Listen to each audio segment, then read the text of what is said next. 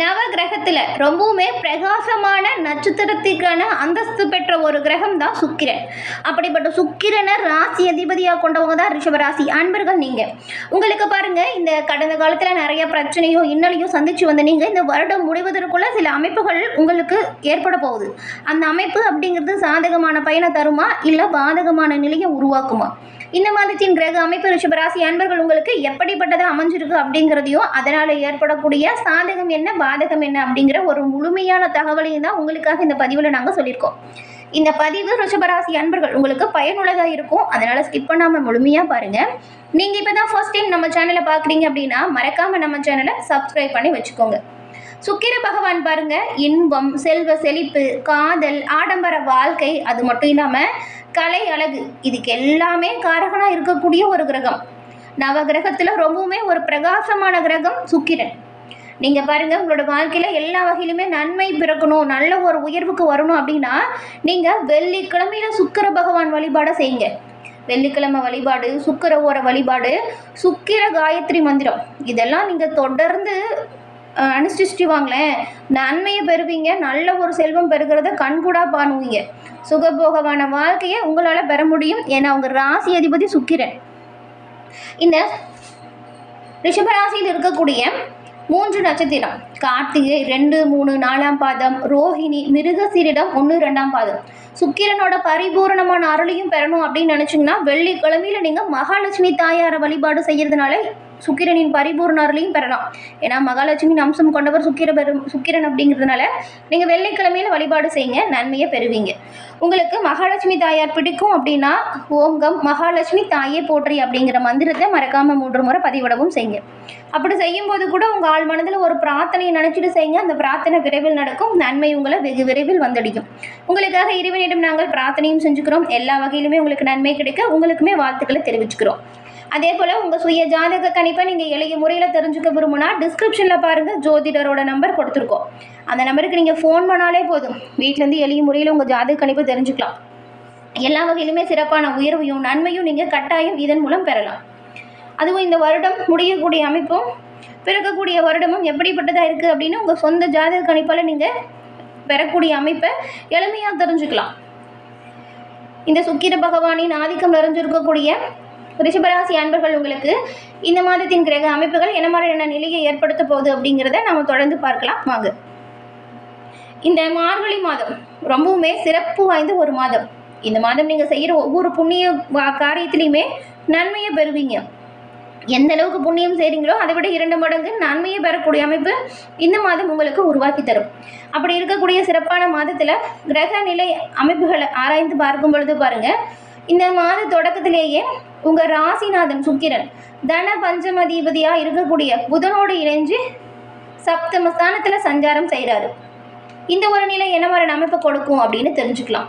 பொதுவாகவே தனுசு ராசியில் சூரியன் சஞ்சரிக்கக்கூடிய காலம்தான் மார்கழி மாதமாக இருக்கும். ஒவ்வொரு தடவையுமே சூரியன் தன்னோட இடத்தை மாற்றும் பொழுது தமிழ் மாதம் பிறக்கும். அந்த வகையில் 12 ராசிக்கு தாக்கங்களும் ஏற்படும். இப்போ சூரிய பகவான் தனுசு ராசியில் சஞ்சரிக்கக்கூடிய காலம் மார்கழி மாதம்.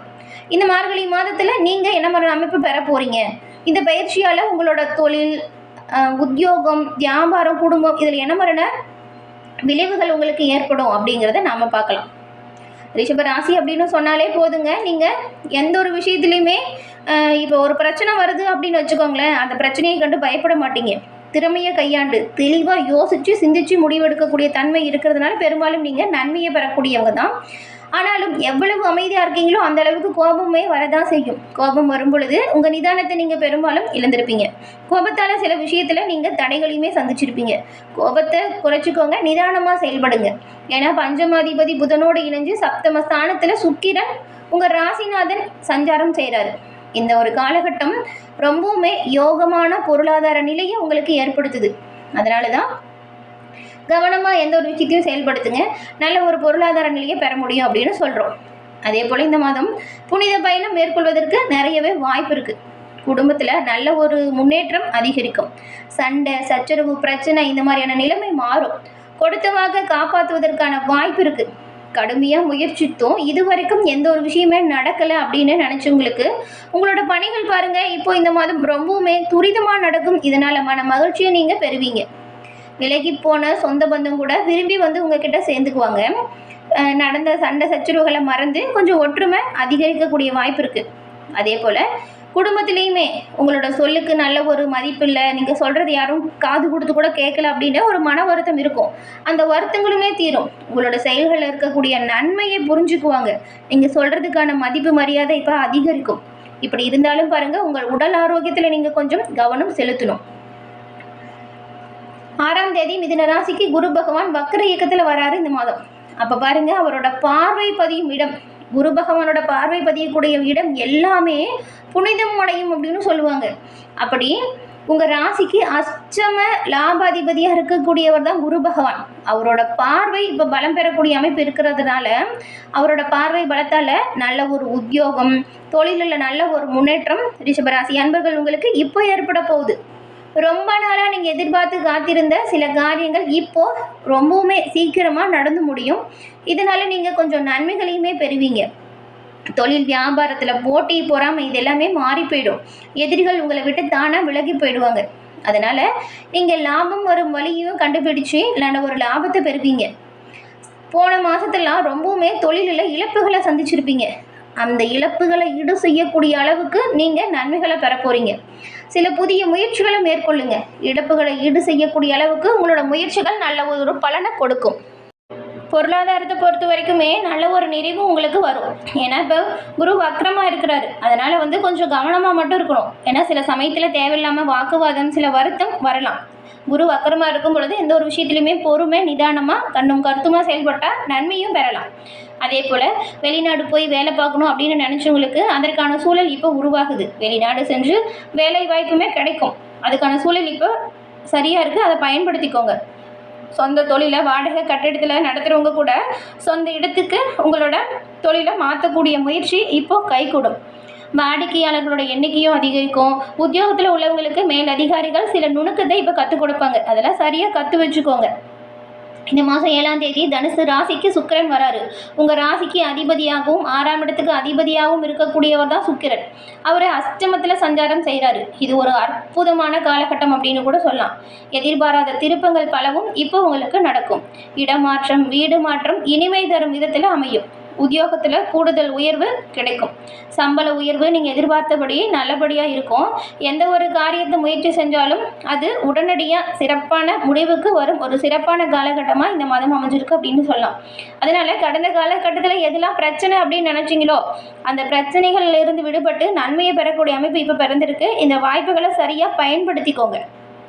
அதுவும் இந்த மாதம் 30ஆம் தேதிலாம் பாருங்கள், மகர ராசிக்கு செவ்வாய் செல்றாரு. அதுவும் அங்கே உச்சம் பெற்று சஞ்சாரம் செய்ய போகிறாரு. விரையாதிபதி உச்சம் பெறாரு அப்படின்னா இந்த நேரத்தில் கொஞ்சம் விரயங்களும் அதிகரிக்கும். மாத தொடக்கம் ரொம்பவுமே அற்புதமாக இருக்குது. எல்லாமே நல்லதாக இருக்குது. ஆனால் மாத இறுதியில் கொஞ்சம் விரயங்கள் அதிகரிப்பதற்கு வாய்ப்பு இருக்குது. வீண் விரயத்திலிருந்து விடுபடணும் அப்படின்னு நினச்சிங்கன்னா நீங்கள் சுப விரய செலவுகளை மேற்கொள்ள பாருங்கள். பிள்ளைங்களோட திருமணத்துக்காக சீர்வரிசை பொருட்களை வாங்கி வைக்கிறது, ஆடை ஆபரண சேர்க்கை செய்கிறது, அதே போல் நிலம் இல்லைன்னா வீடு வாங்குறது, இந்த மாதிரி ஏதாவது சுப விரய செலவு செய்ய பாருங்கள். பிள்ளைகளோட நலனை கருதி அதுக்கான ஏற்பாடுகளை செய்யுங்க. கட்டிய வீட்டை பழுது பார்க்கக்கூடிய வாய்ப்பும் உருவாகும். உங்களோட வீட்டுக்கு தேவையான விலை உயர்ந்த பொருட்களை வாங்கி மகிழ்ச்சி அடைவீங்க. பொது வாழ்க்கையில் உள்ளவங்களுக்கு உங்களோட பொறுப்புகளில் சில மாற்றம் வரலாம். வியாபாரம் மற்றும் தொழிலில் ஈடுபட்டு இருக்கிறவங்களுக்கு கொஞ்சம் பணி சுமை அதிகரிக்கிறது போல இருக்கும். கலைஞர்களுக்கு கௌரவம் உயரும். மாணவிகளுக்கு கூடுதல் நேரம் ஒதுக்கி பாடங்களை படிக்கிறது நல்லது. பெண்களுக்கு பண வரத்து திருப்தி தரும் வகையில் இருக்கும். சுப செய்தியுமே வந்து சேரும். பெரும்பாலும் அனைத்து வகையிலுமே நன்மைகள் இருக்குது. மாத இறுதியில் மட்டும் கொஞ்சம் கவனமாக நீங்கள் இருக்கணும். தேவையான அளவுக்கு பணவரவு இருந்தாலும் வீண் விரயங்கள் ஏற்படலாம். அப்படிங்கிறதுனால செலவு செய்யும் பொழுது கவனமாக இருக்கணும். தந்தையோட ஏற்பட்ட மன வருத்தம் நீங்கி போயிடும். பிரிஞ்சு போன கணவன் மனைவியுமே ஒன்று சேர்வதற்கு வாய்ப்பு இருக்குது. சிலருக்கெல்லாம் இந்த தடவை குழந்தை பாக்கியம் கிடைப்பதற்கும் வாய்ப்பு இருக்குது. ரொம்ப நாளாக குழந்தை இல்லை அப்படின்னு இவங்களுக்கு நீண்ட நாளாக செலுத்த முடியாமல் போன தெய்வ பிரார்த்தனையை நிறைவேற்றி வைக்கும் வாய்ப்பும் ஏற்படும். சகோதர வகையில் இழுபறியாக இருந்த காரியம் அனுகூலமாக நடக்கும். அதே போல் அவங்க மூலம் பூர்வீக சொத்து விஷயத்தில் இருந்து வந்த வில்லங்கம் தீரும். உறவினர்கள் வருகை உங்களுக்கு மகிழ்ச்சி ஏற்படுத்தும். கூடவே கொஞ்சம் செலவையும் கொடுக்கும். சிலருக்கு ஷேர் மூலம் ஆதாயம் கிடைப்பதற்கு வாய்ப்பு இருக்குது. முக்கிய முடிவுகள் எடுக்கிறதுலையும் வாழ்க்கை துணையின் ஆலோசனை பயனுள்ளதாக இருக்கும். வாகனத்தில் செல்லும் பொழுது கவனமாக இருங்க. கூடுமான வரை இரவு நேர பயணங்களை தவிர்க்க பாருங்கள், அது ரொம்பவுமே நல்லது. அக்கம் பக்கத்தில் இருக்கிறவங்க கிட்ட நீங்கள் கொஞ்சம் அனுசரணையாக நடந்துக்கோங்க, அவங்க உங்களுக்கு உதவிகரமாக இருப்பாங்க. அரசாங்க வகையில் கொஞ்சம் வீண் செலவுகள் வரும், கவனமாக இருங்க. உங்களோட செயல்களில் நிதானமாகவும் பொறுமையாகவும் செயல்படுத்துங்க. நன்மைகளையும் நல்ல ஒரு உயர்வையும் ரிஷபராசி அன்பர்கள் நீங்கள் இந்த மாதம் பெறுவீங்க. பெரும்பாலும் அமைப்புகள் ரொம்பவுமே நல்லா இருக்குது. விரயங்கள் மட்டும் வராமல் பார்த்துக்கோங்க. அதே போல் செலவு செய்யும் பொழுது அத்தியாவசியத்துக்கு முக்கியத்துவம் தாங்க. ஆடம்பர செலவுகளை தவிர்க்க பாருங்கள். எல்லா வகையிலுமே இறைவனின் அருள் பெற்று நீங்கள் சிறப்புடன் வாழக்கூடிய யோகம் இப்போ பிறந்திருக்கு. இந்த வாய்ப்புகளை சரியாக பயன்படுத்திக்கோங்க. என நேயர்களே, இந்த பதிவு நீங்கள் பயன்பெறும் வகையில் அமைஞ்சிருக்கும்னு நினைக்கிறோம். பதிவு பிடிச்சிருந்தால் லைக் பண்ணுங்கள், ஷேர் பண்ணுங்கள், மறக்காமல் சப்ஸ்கிரைப் பண்ணி வச்சு பாருங்கள். தொடர்ந்து பார்த்தமைக்கு நன்றி நேயர்களே.